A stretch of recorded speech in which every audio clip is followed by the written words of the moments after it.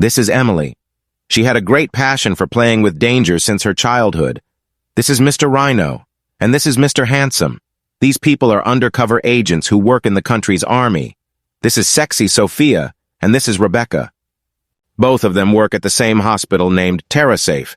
In the city, a deadly virus was spreading, leading to a complete lockdown across the city. People were getting converted into zombies and attacking each other. If an infected person bit another person, the infection would turn the bitten person into a zombie as well. However, such cases were still relatively rare. A total of 20 people were found who had turned into zombies. The 20 people were killed, and the entire city got relief from the infection. The lockdown was lifted, and people in the city started living a peaceful life again. A few days later, Sophia found a bitten whale on the seashore. People were saying that a shark must have bitten it. But after noticing the size of the wound, it seemed like something even bigger than a shark had attacked it. Sophia takes its blood samples to the lab for testing. After the test, it is discovered that the virus responsible for turning those 20 people into zombies is found in its blood samples. Sophia feels that something is fishy because this virus cannot survive in water. Finding this virus in animals living in water is not common at all. Sophia immediately calls Emily and Mr. Rhino and tells them everything. Initially, Emily and Mr. Rhino were having trouble understanding the situation. Meanwhile, Rebecca receives important information that there was something common among the 20 zombie people who were killed. Rebecca reveals that those 20 people had gone to a place called Alcatraz, which is an island and a popular tourist destination not too far away. It is possible that something happened to them on Alcatraz Island, and this severed whale shark might have drifted all the way here. There seems to be some connection between this virus and Alcatraz Island for sure. Emily, Sophia, Mr. Rhino, and Mr. Handsome prepare to go to Alcatraz, and Rebecca stays at the hospital. Upon reaching Alcatraz, they witness tourists turning into zombies and attacking each other, infecting them through bites. The three of them try to rescue some people, but they are not successful. Sophia notices that these zombies are more aggressive and spreading the infection more rapidly than the initial 20 infected individuals. Sophia becomes certain that the virus production is happening on this island.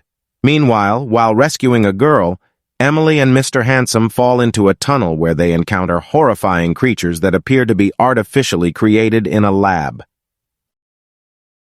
Emily informs Rebecca about their situation and requests a backup team immediately. Rebecca quickly gathers some medicines and arrives at Alcatraz with the backup team. There, a horrifying monster-like creature brutally attacked their backup team, kicking their ass off. After that, Emily, Rebecca, and Mr. Handsome arrive at a location resembling a prison cell and see a man who has imprisoned Mr. Rhino in one cell and Sophia in another cell. Emily asks the man, "Who are you, and why are you doing this?" Then the man explains, "My name is Dylan. I used to work for an agency called Umbrella. This pandemic had occurred before as well. Many people got infected. When this pandemic reached its peak, our regiment was sent to this military base by plane. This military base used to be a quarantine zone. My childhood friend Sharon was also in that regiment. He was an honest soldier, just like me. We were very close friends.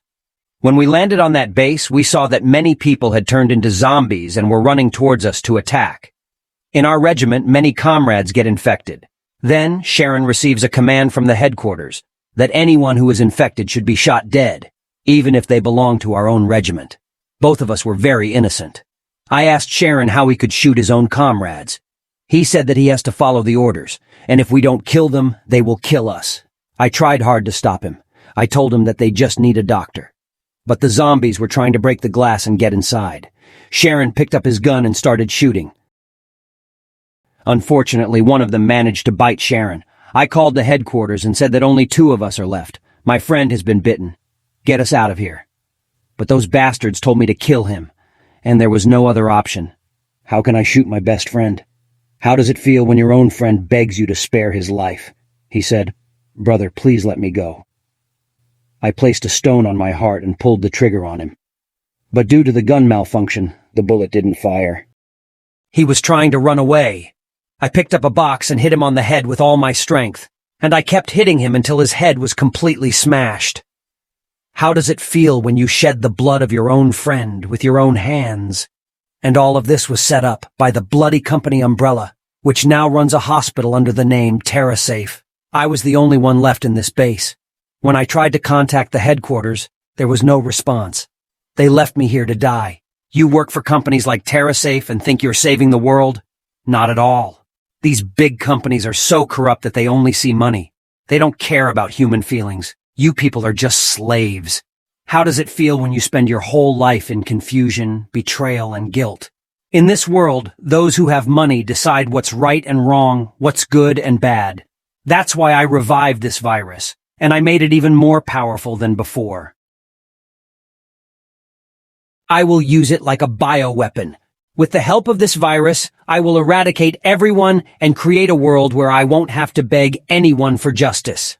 After seeing those creatures in the chamber, you must have understood. Mr. Handsome said, "Yes, go on, kill them all, kill everyone. That's what a terrorist does." But I won't kill everyone. With the help of this bioweapon, I will decide who lives and who doesn't. After saying that, Dylan injects a virus into his own body and falls into the water. After that, Dylan emerges from the water as a big, meaty monster. Look at Dylan's face. Look at it. Just look at it. Then everyone shoots at him, but it has little or no effect. Then Dylan also attacks them a little bit. Afterward, they throw some bombs at him, but it still has little effect. Emily shoots him with a laser gun with obviously no effect. Then Dylan thinks that let's not waste time in playing with these small losers. He has to do something big. After all, he has to destroy the world. He tries to make his way towards the sea through the water. Rebecca and Sophia attempt to close the water gate, but the gate was closing slowly, very slowly. So Mr. Rhino and Mr. Handsome pick up a fancy cannon and shoot at the chain of the door to make it fall quickly. As Dylan tries to come out, the door falls on him. Emily had already thrown a bomb there. The bomb explodes, resulting in Dylan's death. There were no sex scenes or kissing scenes in this movie. I will give 8 out of 10 rating to this movie. Comment down below, how much rating will you give if you enjoyed this movie?